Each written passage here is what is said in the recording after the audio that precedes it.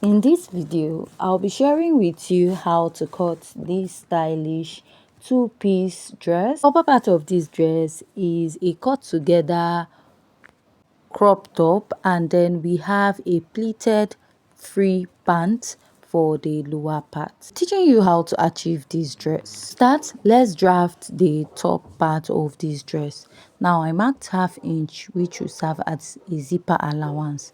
Note, the zipper is added behind the zipper allowance on top so that it will cover it and give it a neat finishing. So the next step you want to take is to get your blouse or top length. We have the shoulder to bust and your shoulder to waistline. Then you're still going to mark the same measurement you have here. Now go ahead to draw out a straight line.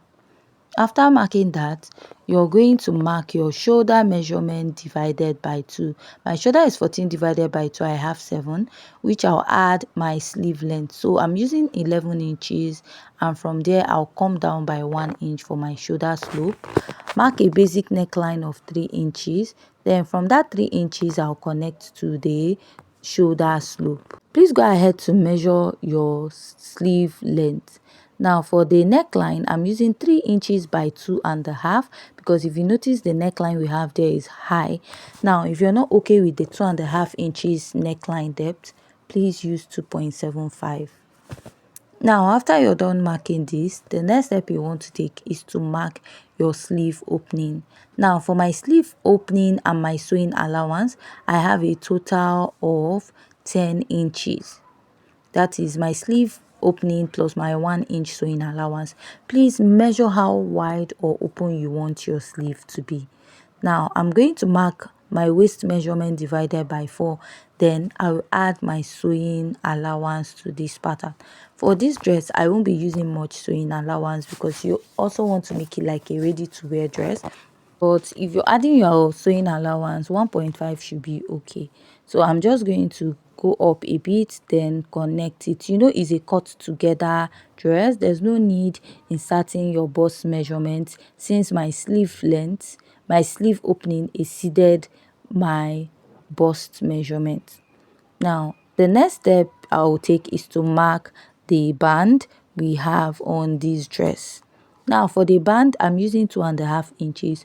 2 inches is okay too, but if you feel that 2.5 inches is not okay, you can use 2 inches or 2.5. Both is okay.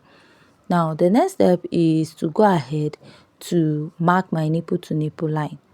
Now while I'm marking this, I'm creating the point where I'll create that slash and spread effect we have at the upper part of this dress. You notice at the upper part towards the under bust area, we have immediately after the band, we have like a slash and spread. So you want to create that towards this side. But what you're going to do is you're going to cut out this pattern first. Now use it to cut out your back pattern. So let's go ahead to cut this out before cutting the back. Now for this dress, you can use your lining to also turn it, or you can use facing in some areas if you want to. I'll close up the zipper allowance, then I'll place it and pin down. After pinning down, I'll just go ahead to cut this out. Now the only difference from the front and the back is that for the neckline, I'll use 3 inches by 1 for the back neckline. You see me marking it out here, and I'll go ahead to cut it out. Now measure what you have there, because you'll be using it as a guide. So you're just going to go ahead to cut out this band. I didn't really see how the back is, but because the front has a band, I'll just add a band to the back, right? So you just join your pattern for the back. Now for this part, I'll cut out the neckline, and you also need to measure the neckline you have here. The neckline I have here is 5.5 inches. So now what you do is you're going to slash and spread this part. Very, very important. Now just like I said, if you're using a lining, you're going to use this pattern. Cut out your lining first before you go and do this slash and spread on it, right? The lining will not carry the slash and spread. That is if you're using lining, or you can use facing. So cut your pattern the way you can slash and spread, then later you turn it and gather it with a band. So the next step I'll take is to work on the trouser part. Now for this trouser part, I'll just be cutting it in a smaller size because I can't really cut the full length. So you want to mark your front crotch extension, and to mark your front crotch extension is your hip measurement divided by 16. Let's say your hip is 40, you divide it by 16. Whatever you get, you mark it in front. Now if your hip is 40, if you divide it by 16, what you have is 0.5 inches. You're going to mark this all the way from the upper part of your pattern to the lower part. Label this as front crotch extension for my abbreviation there. Then you want to get your crotch depth. To get your crotch depth is your hip measurement divided by 4. That is for a normal trouser. You just mark it, and then you now place your ruler and draw a straight line. Now looking at what we have is a free pant, so I'll be adding additional 1.5 inches to it. This is what I will now be using for my crotch depth or crotch length. So you can add additional 1 inch or 1.5 because it is a free pant. So I'll just clean out my first crotch, which is for a normal trouser when you're just drafting out your pencil trouser. Now place your tape and mark your hip point. To get your hip point is 8 inches after your waistline for this trouser, for a trouser. Now after that, you now want to go ahead to insert your body measurement. Now what you also do is to extend your front crotch extension. When you do that, this is 2.5. Then you want to draw out your crotch curve. Just place your curve drill and connect. So this is what I have here. I'll just blend it out. Now at this point, I'm going to insert my waist measurement. What you need is your waist measurement. You divide it by 4. Whatever you get, you mark, then add 1 inch to it for stitching allowance. Now you connect this back to your hip point. That is the only measurement you need for this front part of this trouser. Now I'll come down by 1/2 inch, then I'll connect to the waistline. Now when you draw out this curve, you want to remeasure the waistline of your trouser that you drafted earlier. If the original waistline is 8 inches, creating that curve at the waistline, you still want to maintain that 8 inches for the waistline, right? If it's 8 inches, 8.5, you have to make sure that is still what you have. Now you can leave this way, or if you feel you don't want the trouser to be too free, mark your knee point. From your knee point, you can just come out by 1 inch, connect, and then place your ruler and connect this, then take it all the way to the lower part, right? And then go ahead to cut it out, or you just go ahead to leave it. So I'll be doing the both method. Whichever one that is okay for you, you can use it. So you can just cut this and use it this way, right? But remember, we are still going to slash this trouser. Is a free trouser. So what I did was just to add back the pattern I cut out. So whichever one that works for you, you can use that. But since it's a free trouser already, that is free on the body, I'll be making use of this method whereby I'll just use what I cut out originally and I taped it together. So the next step I'll take now is to place this on another pattern paper. We are trying to draft out the back pattern of this trouser. Now for the back pattern, I'll be adding an extension at the upper part. So I'll just use my tape to hold it down.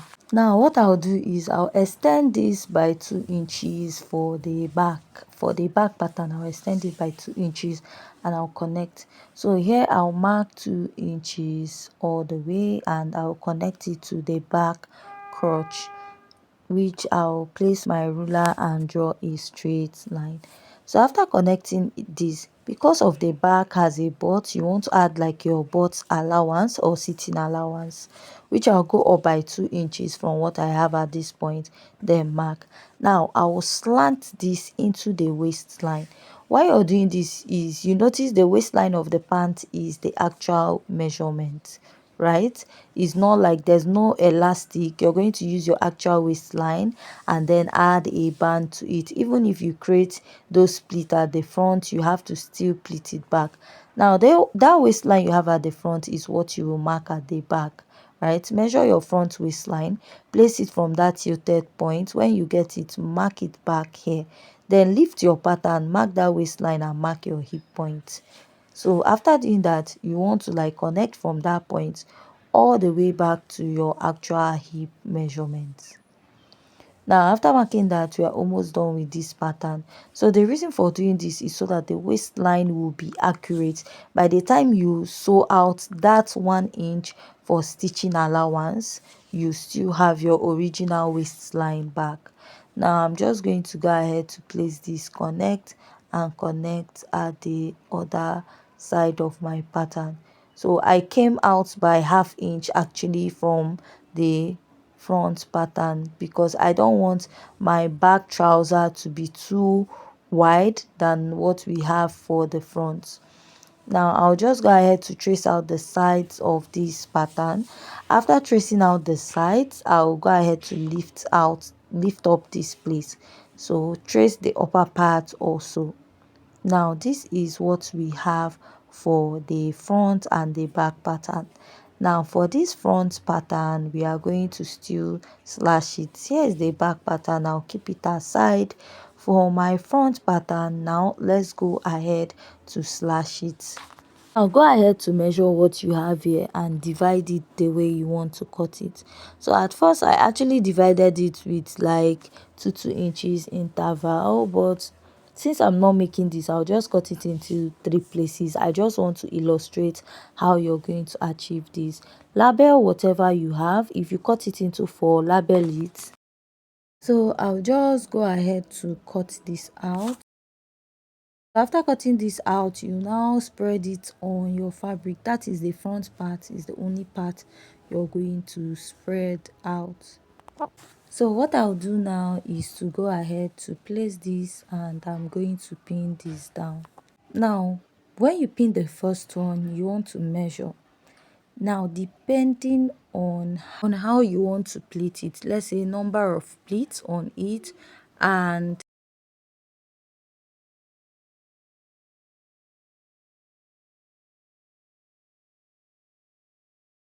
up to 3 to 5 inches spacing before each pattern, so that you can have enough space to pleat or create enough pleats,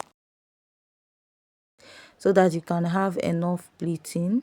Or measure the depth, how you want the pleating, how deep you want the pleating to be. Then you now spread it out. After that, you go ahead to cut it out. I'll also go ahead to cut out this side, then trace out the lower part. So this is what I have. This is what the trouser is looking like. Then you now go ahead to pinch it and then create pleats at the upper part of your pattern this way, then on the other side also. Then you add your band. To cut out the collar of this dress, you need to measure the neckline starting from the front to the back. Then you're going to mark it, divide it into 2 and mark again. Remember you're cutting this on fold, right? The next step you want to take is to come up by 1/2 inch by the side or 1 inch. Now I'll go ahead to connect here, then measure for my collar stand. I'm using 1 inch for my collar stand, which I'll mark all the way to this point. Then I'll go ahead to connect this. Now after connecting, you want to determine your collar. I'm using 2.5 here and 3 inches, but I went ahead to extend this side. So what I'll do is to connect. Now the measurement I'm using for this collar, if you're not okay with the size, you can readjust. Now come out by 1/2 inch here or 1. Then if you notice, I went up a bit and I'll reconnect it back. So this is what I have, my collar and my collar stand, which I'll go ahead to cut out. So after cutting it out, I am done with today's video. So if you have any questions so far, please go ahead to ask.